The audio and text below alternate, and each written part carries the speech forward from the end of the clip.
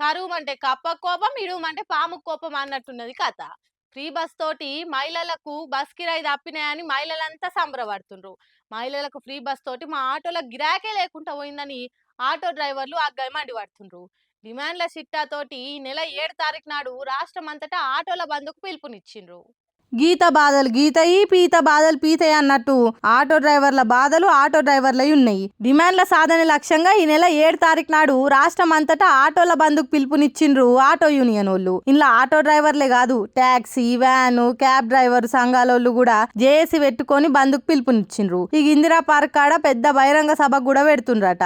మరి వాళ్ళ డిమాండ్లు ఏమేమి ఉన్నాయంటే ఆటో డ్రైవర్లకు ఏడాదికి 15,000 ఇవ్వాలి, ఓలా, ఊబర్ అసొంటి క్యాబ్లు బంద్ చేయాలి, ప్రభుత్వ వాహనాలకు కట్టినట్టు ఆటోలకు కూడా ఇన్సూరెన్స్ గవర్నమెంటే కట్టాలి, 10 లక్షల యాక్సిడెంట్ బీమా మామూలుగా జీవిడిస్తే కూడా వర్తింపజేయాలన్నట, 50 ఏళ్లు నిండిన డ్రైవర్లకు పింఛన్లు ఇవ్వాలన్నట, కేంద్ర ప్రభుత్వం తెచ్చిన 2019 వెహికల్ యాక్ట్ ను రద్దు చేయాలన్నట, ఆటోలకు క్యాబోలకు పార్కింగ్ జాగాలు ఇవ్వాలన్నట, పోలీసుల వేధింపులు బంద్ చేయాలన్నట. ఇట్లా డిమాండ్ల చిట్టాతోటి బంద్కు పిలుపునిచ్చిండ్రు డ్రైవర్ సంఘాలోళ్ళు. మరి సర్కారు ఈ డిమాండ్లన్నీ తీరుస్తామంటదో, మీ గొంతెమ్మ కోరికలు తీర్చేందుకు ఖజానా గట్టిగా లేదని లైట్ తీసుకుంటదో చూడాలిగా.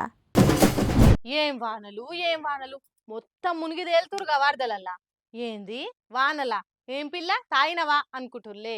నేను తాగుడు కాదు గాని కొన్ని జాగలల్లా వానలు అట్లున్నాయి, మొత్తం వరదలల్లనే మునిగి తేలుతురు మళ్ళా. ఓయమ్మనే, ఏందిదంతా గింతగనం వరదొచ్చింది?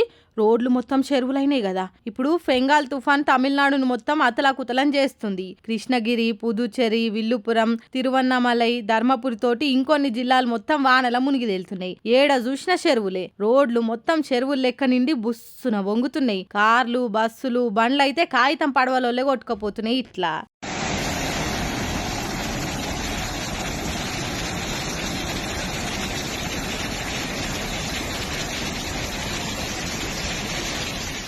ఏమైనా తప్పదిగా అనే పనులుంటే తప్పితే బయటకు రావద్దని మొత్తుకుంటురట అక్కడి వాతావరణం వాళ్ళు. ఈ తుఫాన్ వచ్చేదాకా ఆడ పరిస్థితి అంతా ఇట్లనే ఉంటుంది కాబట్టి అక్కడ దిక్కేమైనా తీర్థయాత్రలకు టూర్లు వేస్తే మటుకు కొన్నొద్దులు వాయిదా వేసుకోర్రి.